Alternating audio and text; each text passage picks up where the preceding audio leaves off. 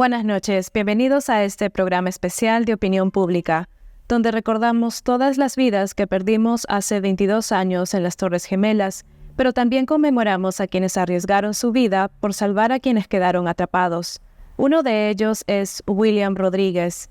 Él era un conserje puertorriqueño de Nueva York. Willie había trabajado para el exgobernador Mario Cuomo y luego trabajó limpiando escaleras en el World Trade Center. Ese 11 de septiembre de 2001, gracias a una llave maestra que solo Willie tenía, logró salvar a miles de personas. Luego de este valiente suceso, Willie también emprendió una gran lucha para ayudar a las víctimas latinas de este atentado. Esta es la historia de Willie Rodríguez. Willie Rodríguez, sobreviviente del 11 de septiembre, muchas gracias por estar en Opinión Pública. Es un placer tenerlo. El honor es mío. Muchas gracias. Willie, cuéntame un poco cómo era tu trabajo en el World Trade Center. ¿Qué hacías y cómo era tu día a día? Yo era simplemente el barrendero encargado de limpiar 110 pisos de escaleras diariamente. Eso era un trabajo infrahumano y era una violación a los derechos laborales en los Estados Unidos, porque tenía más que una sola persona limpiando 110 pisos. Imagínate lo horrible que era. Pero yo había climatizado mi cuerpo para poder hacer ese trabajo y pues lo hice por muchísimos años. Yo trabajé en las torres por 20 años. Los primeros 10 años trabajé limpiando la oficina de quien era gobernador de Nueva York en aquel tiempo, que era Mario Cuomo. Y el gobernador era fantástico conmigo, encariñado. Como yo era mago en ese tiempo, yo era ilusionista, a él le encantaba que yo entretuviese cuando él iba a hacer las conferencias de prensa a todos los periodistas, y sin saberlo me estaba preparando para lo que vino después, porque cuando él pierde las elecciones una tercera vez, ya se elimina el trabajo y me envían nuevamente a la compañía. La compañía, pues lo único que tenía era un trabajo de 3 hombres que lo recortan y me lo dieron a mí para que simplemente no perder el contrato, y pues básicamente me cambió la vida. Claro, ¿y cómo viviste la mañana del 11 de septiembre? ¿Dónde estabas en ese momento? Porque por lo que contaste, ese día no habías querido ir a trabajar. No quería trabajar, era un día bonito, eran elecciones en los Estados Unidos, aquí en Nueva York, perdón, eran elecciones, y entonces estaba tan precioso el día que yo nunca tomaba días de enfermedad. Entonces llamé a mi supervisor llamado Anthony Saltanamaquia y le dije, por favor, ponme un día de enfermedad, y él se volvió loco. No, Willie, tienes que volver, porque si yo no iba a trabajar tenían que enviar gente a hacer mi trabajo y nadie lo podía hacer. Le salía más caro a la compañía cada vez que yo tomaba un día de enfermedad de esa rareza, porque tenían que suplantar entonces a los trabajadores que después al otro día no podían trabajar porque les dolían mucho las piernas. Entonces él me pidió directamente de que llegara, aunque fuese tarde, que él me firmaba la tarjeta para que yo no perdiera tiempo. Y en cierta forma, si lo miramos de punto de ironía, eso me salvó la vida, porque si yo llego a la hora que tenía que llegar, que era a las 8 de la mañana, yo siempre comenzaba la limpieza desde arriba del edificio hasta abajo, comenzando por Windows of the World, que era el restaurante que se encontraba en el piso 106 y 107, y iba bajando. Entonces, al llegar tarde, no fui directamente a Ventanas al Mundo, sino el avión me hubiese atrapado y hubiera perecido con todos estos trabajadores, más de 60 que murieron en Windows of the World. ¿Y en qué parte del edificio estabas cuando el avión impactó? Yo estaba en el sótano cuando se oye una explosión horrible que nos levanta en el aire, las paredes se rajan, el techo se derrumba encima de nosotros, hay una gritería total, nadie sabía lo que hacer. Yo, como trabajé por 20 años, conocí el edificio con los ojos cerrados, yo sabía por dónde encontrarse, salidas, etcétera, y comencé a liderar la salida de todas estas personas, 14 trabajadores y un señor llamado Felipe David, que vino con todo el cuerpo quemado, corriendo a la oficina gritando explosión, explosión, tenía toda la piel arrancada, quemado el 33% de su cuerpo. Básicamente lo vendé, me lo puse al hombro y lideré la salida de estas 15 personas en su totalidad por el área de carga y descarga del edificio. Los llevo afuera. Una vez lo llevo afuera, ahí es que oigo un avión impactó la torre, y era la transmisión de radio de la persona encargada de permitir camiones entrar al edificio. Y me he metido nuevamente por el sótano, por una cuesta larguísima, hasta el área central del sótano número 1, porque la torre norte y la torre sur conectaban por el sótano. Entonces yo voy a la Torre Sur, yo estaba en la Torre Norte, yo voy a la Torre Sur porque después de la bomba de 1993, el 27 de febrero del 93, se creó lo que se llamó el OCC o el OCC, el Operation Control Center, o el Centro de Control de Operaciones, donde se administraban todo lo que era emergencia, para dejarles saber que tenía un hombre herido fuera del edificio. Mientras estoy gritando, auxilio, auxilio, auxilio, un hombre sale desde los sótanos de la Torre Sur llamado Jimmy Barrett y me dice, Willy, ¿qué está pasando? Y yo le digo, ¿tú no viste lo que pasó? Y me dice, no, y digo, es que hubo una explosión y este señor se quemó y saqué 14 personas y te tienes que ir. Imagínate, él no sabía en la Torre Sur todavía lo que había pasado porque estaba en los niveles más bajos. Eso te da a ti un indicativo de cuánta gente murió sin jamás enterarse de lo que estaba sucediendo. Yo le digo que se salga, ahí entre la Torre Norte y la Torre Sur estaba la entrada de empleado para el Hotel Marriott y me encuentro una persona de seguridad temblando, sosteniendo un atril y yo le digo, ¿qué haces aquí? Y ella me dice, lo he oído todo, pero no me puedo ir. Y yo le digo, ¿pero por qué? Me dice, porque soy una trabajadora nueva y no quiero que me despidan. Y yo cuando vi ese sentido de responsabilidad erróneo, me enojé muchísimo, la tomé a la fuerza, la arranqué del área donde ella estaba y la llevé por el área de carga y descarga nuevamente con el señor Jimmy Barrett hasta fuera del edificio. Los pongo en ambulancia, porque había ambulancia por todas partes. Regreso corriendo por el sótano, llego hasta la Torre Norte, había agua por todas partes, porque los rociadores contra incendios se activaron. Hay un hombre que está gritando, me dice, oigo gritos, no había nadie más alrededor de él. Y yo digo, pero es que yo no oigo nada. Y pongo el oído en un elevador, en un ascensor de pasajeros que iba desde el B6, del sótano número 6, hasta el sótano número 1. Y oigo dos personas gritando, explosión, explosión, explosión. Nos vamos a ahogar, nos vamos a ahogar, nos vamos a ahogar. Y yo no entendía por qué se iban a ahogar. Y yo, ¿cuántas personas hay ahí? Me dice, habemos 2 personas y básicamente estaban atrapados. Y era que todo el agua que bajaba del ducto central de los elevadores por los rociadores de incendio, contra incendios que se activaron, todo ese chorro de agua iba bajando por ese cubículo central del elevador. Entonces yo conseguí un pedazo de metal, abrí las puertas. Cuando abro las puertas estaba muy profundo, entonces veí que tenían el agua hasta el estómago. Entonces yo digo, Dios mío, ¿qué hago? ¿Qué puedo hacer en esta situación? Y yo era la persona más agnóstica, yo no creía en nada, yo era la persona que ni iba a la iglesia ni nada de eso. Entonces en ese momento lo pedí con tanto fervor que es como que Dios me dijo, va a ayudarlo a este hombre. Y me dio la oportunidad de recordar que en el área donde estaban los trituradores de basura, ahí estaban todas las escaleras que se usaban por los electricistas para cambiar partes eléctricas. Tomé la escalera, la tiré al ascensor, me metí, saqué estas 2 personas, un señor llamado Salvatore Gianbanco y un señor que fue a hacer un envío de un sobre a una compañía. Los saco, los llevo fuera del edificio, los pongo en ambulancia y regreso nuevamente mientras la gente gritaba, pero que no sé, que este está loco, que estúpido, que está regresando. Y yo no le quería hacer caso. Y entonces yo decía, no, yo tengo que regresar, mis amigos están atrapados. Y yo decía, what did he say? What did he say? Y entonces me meto esta tercera vez y ahí me encuentro con un oficial de la policía de puertos encargado de la unidad canina y me dice, Willy, tienes la llave. Se refería a si tenía la llave maestra. El World Trade Center tenía 5 llaves maestras en todo el complejo. Y las personas con las primeras 4 eran los jefes de mis jefes, que estaban entrenados en todo el proceso de evacuación, primero auxilio, administración de desastre. ¿Y sabes qué? Se fueron corriendo con las llaves. Y la 5ª llave la tenía yo. Mira, esta es la llave, le llaman la llave de la esperanza. Esta llave significó la vida y la esperanza de cientos y cientos de personas ese día.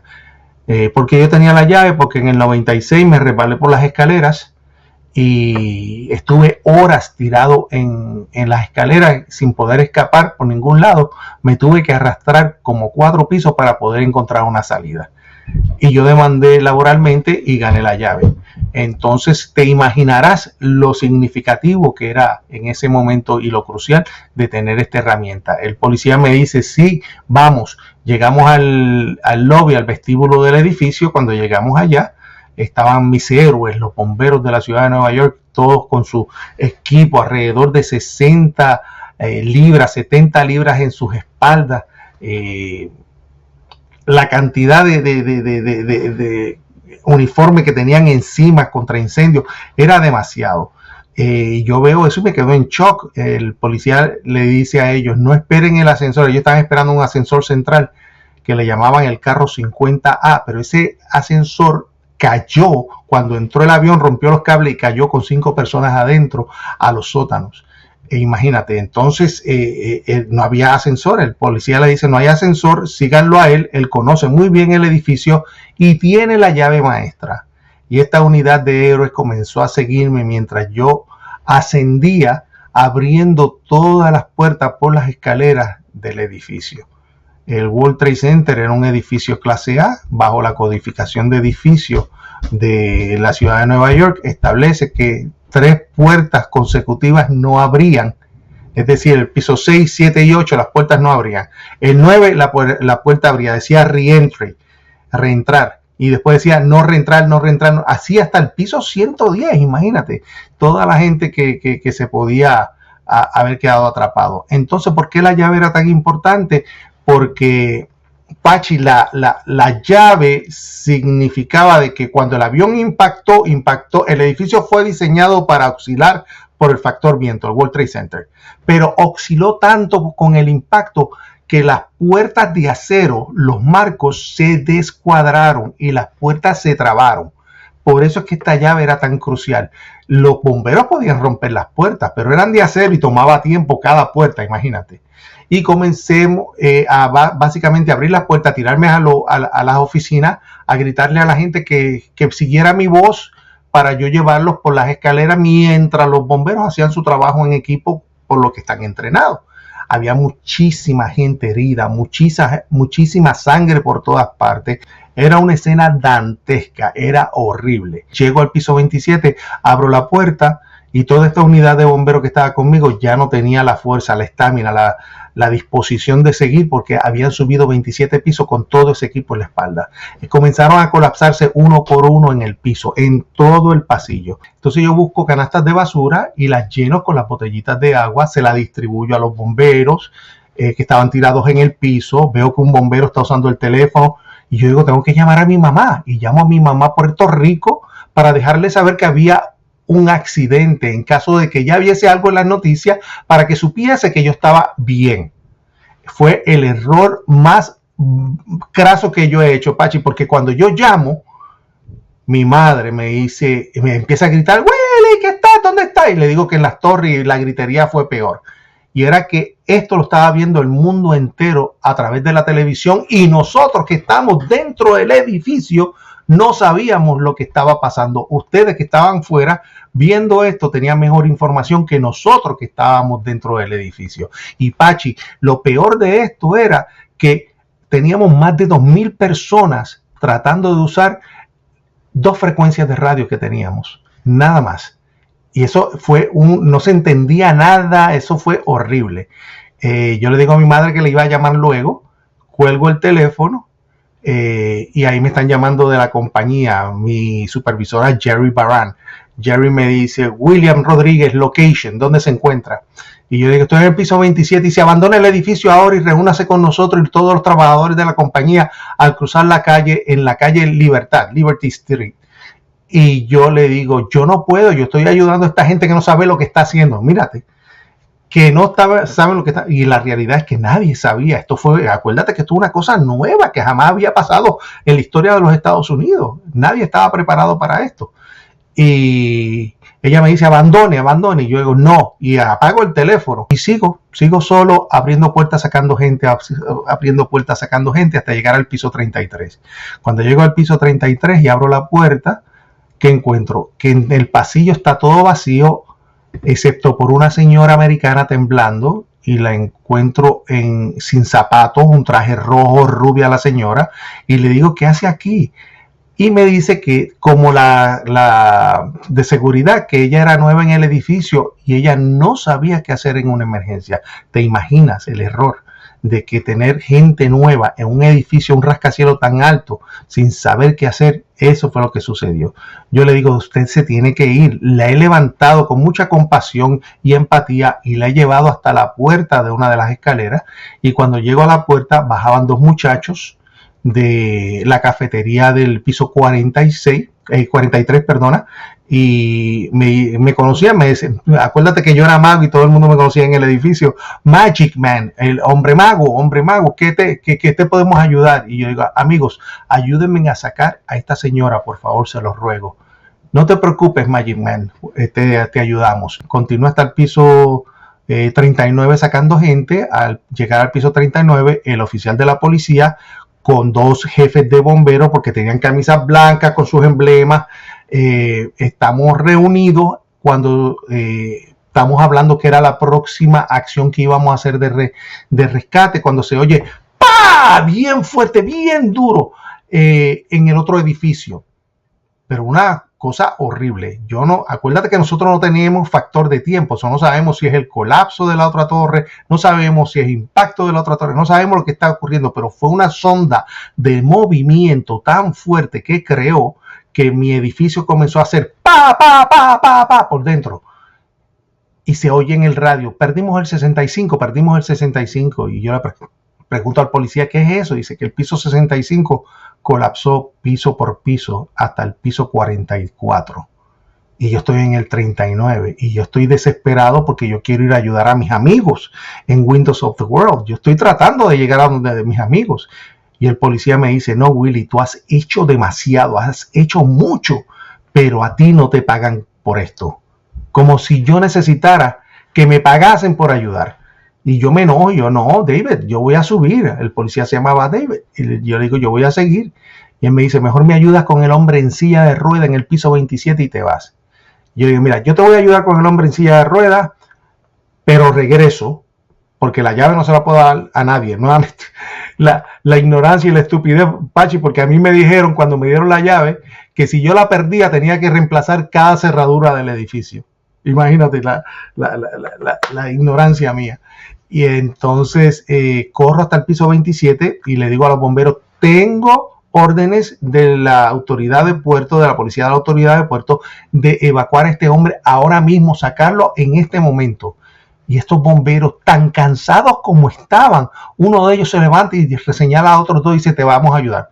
Y comenzamos a levantar al señor Ed Begay en una camilla de rescate, de esas que no tienen, parece una canasta, y comenzamos a bajar las escaleras, y cuando estamos bajando las escaleras, se oye ¡pah! Una explosión grandísima, y para mí que es el colapso de la torre sur, porque comenzó todo a temblar, las luces fosforescentes dentro de las escaleras comenzaron a romperse al unísono, y el horror era increíble. Llegamos al vestíbulo de la torre norte, ya la torre sur se había derrumbado, había un polvo gris por todas partes. Cuando yo miro a mano izquierda, veo que todo lo que era la plaza y el mezanín del edificio se había destruido. Y en ese momento me gritan, ¡corre, corre, corre! El piso comienza a temblar y es que la torre norte se está derrumbando. Y cuando yo veo, no hay nadie delante de mí, no hay nadie detrás de mí, está todo, y estoy yo solo frente a las puertas. Y lo único que veo es un camión de bomberos, me tiro debajo del camión de bomberos y el edificio comienza a derrumbarse encima de mí. Hasta que quedo atrapado bajo los escombros. Quedo atrapado vivo. Cuando me vieron salir, habían dos cadenas de televisión internacionales y dijeron, el último hombre en salir, the last man out, fue ahí. Entonces ellos señalaron donde yo estaba debajo de los escombros. Y ahí fue que comenzó todo el proceso de rescate, de evacuación. Y horas después, muchísimas horas después, me encontraron bajo los escombros, después que removieron todas las partes. Luego de este trágico evento, has recorrido muchos lugares con charlas motivacionales y también fundaste el grupo de víctimas hispanas del World Trade Center, mediante el cual has ayudado a más de 150,000 familias afectadas. Cuéntame qué te llevó por este camino.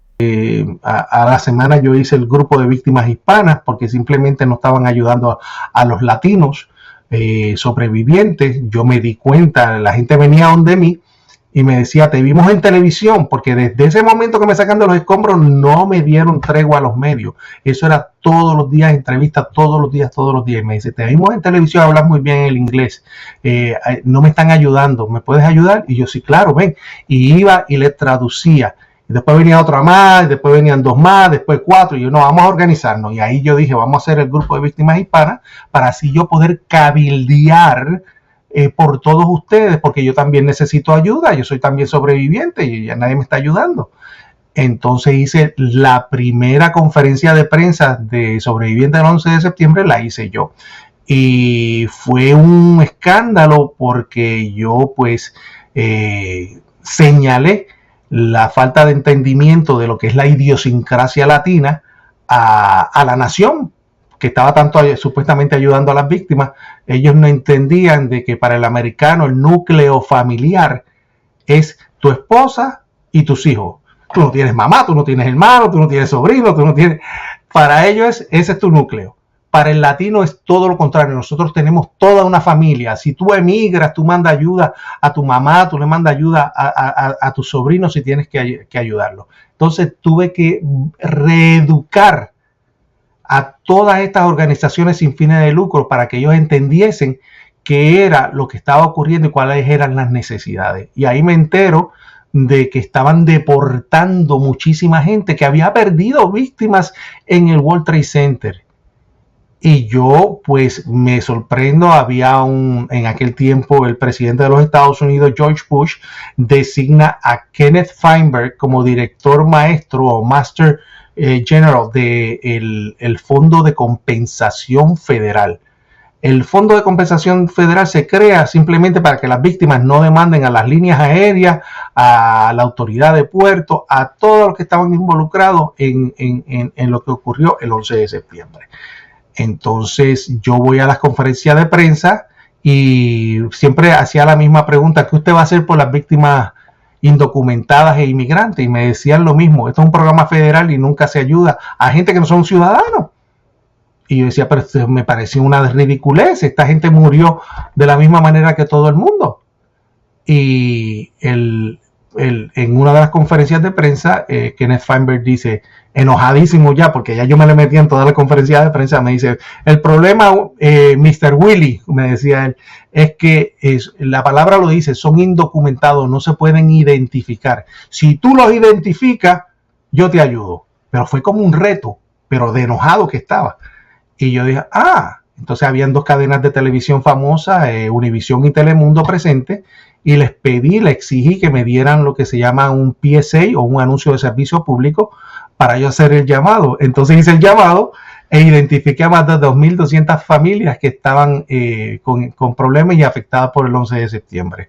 Amigos, les habla William Rodríguez, sobreviviente de la tragedia del 11 de septiembre y organizador del Grupo de Ayuda para Víctimas. El presidente de los Estados Unidos designó un administrador especial, Mr. Kenneth Feinberg, para distribuir el dinero del Fondo Federal.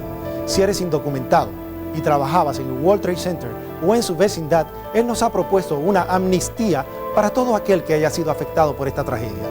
Por favor, llama al número en pantalla para ser incluido en el banco de datos. No temas, te ayudaremos.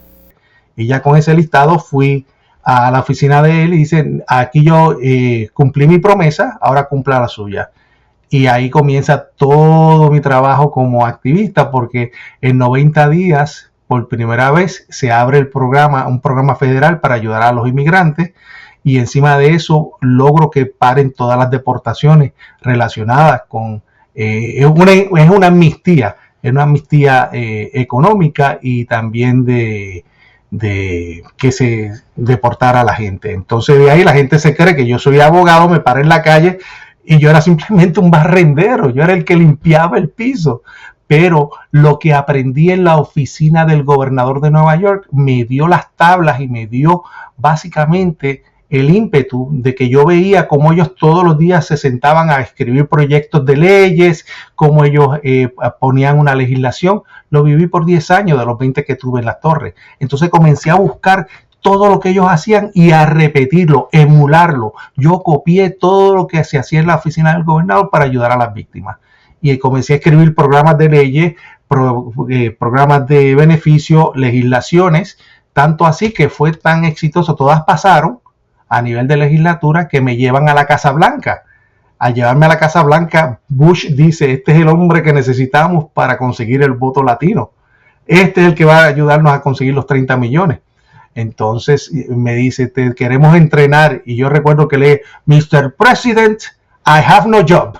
Porque se me habían caído las torres.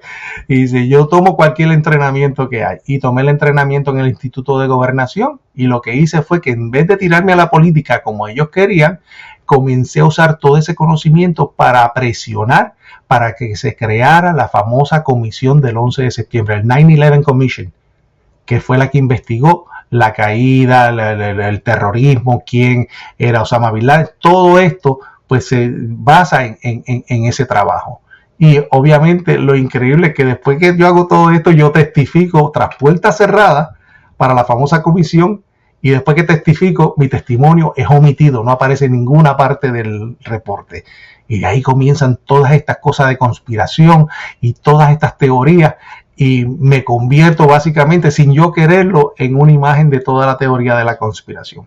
Pero en realidad lo que hemos estado tratando todos estos años es de tratar de conseguir respuestas, porque hoy por hoy, Pachi, y esto es lo más importante de esta entrevista, 22 años después de lo del 11 de septiembre, todavía las víctimas no tienen respuesta de qué realmente ocurrió ese día.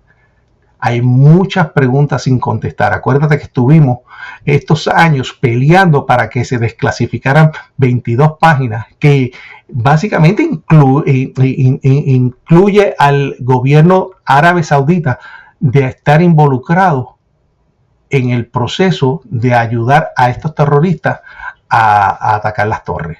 12 de los 19 secuestradores de los aviones eran ciudadanos saudíes.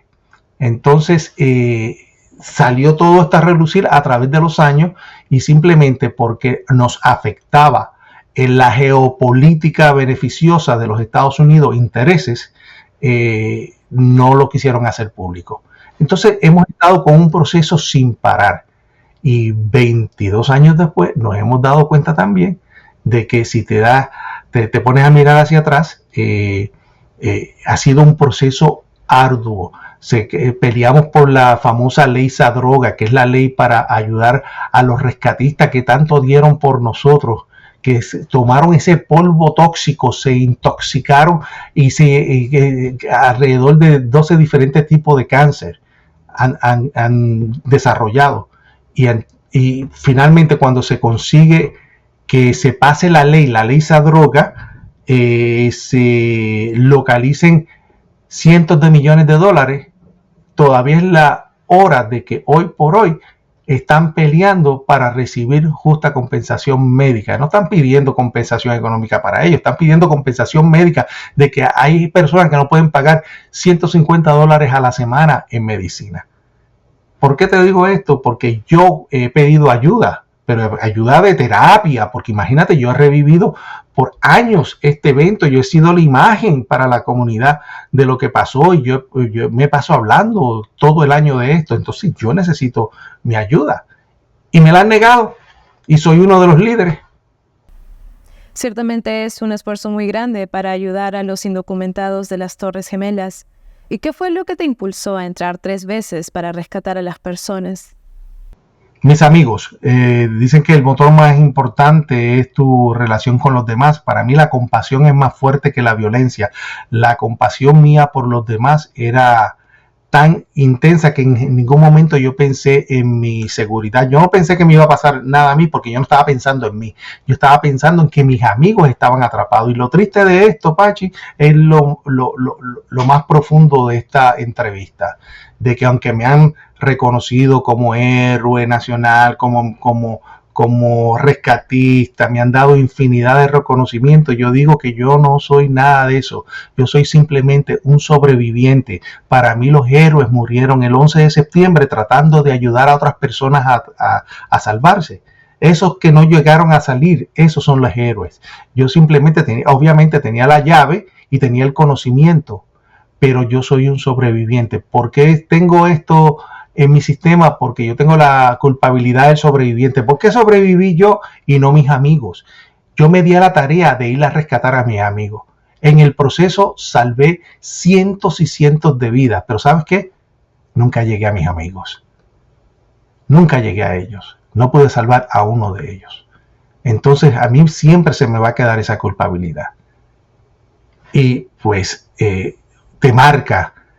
Y es lo que me ha dado quizás pues las herramientas para seguir adelante y para mantener viva la memoria de ellos.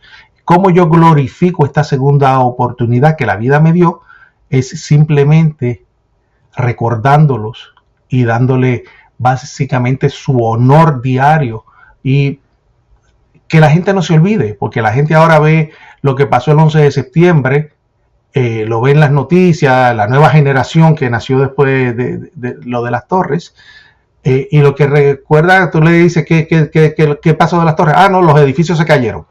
Ven estructuras cayéndose, pero no saben que esas estructuras estaban llenas por dentro de más de 25,000 empleados. No lo ven. Entonces hay que rehumanizarlo para que se den cuenta de que ese eslogan que dice nunca olvidaremos sea verdadero. Y por eso es que hoy por hoy, a través de los años, yo sigo en mi constante lucha de llevar este mensaje. ¿Y qué es lo que sientes cuando escuchas que fuiste el último sobreviviente del 9/11? ¿Qué sentimientos se evocan en ti? De que estoy vivo de milagro, de que soy un milagro viviente, de que en realidad hay grandes cosas allá arriba, hay un ser más grande que uno, Dios es infinito. Esa segunda oportunidad de vida no se puede describir. Tú realmente naces de nuevo. Yo nací el 11 de septiembre nuevamente. Te digo, lo más lindo es lo que pude recibir después de esto, que fueron las medallas de oro de gracias que recibí de tanta persona que se pudo salvar. Mira, yo hice un evento en México para un famoso entrevistador en México, Jordi Rosado. Y la sorpresa es que lo hice en un programa de radio de él y me dice, no, esto es para televisión, te tengo que traer a la televisión. Cuando me lleva a la televisión, me sorprende de que cuando estuve una semana antes en la radio, alguien me oyó en México y llamó a la estación y mandó una carta básicamente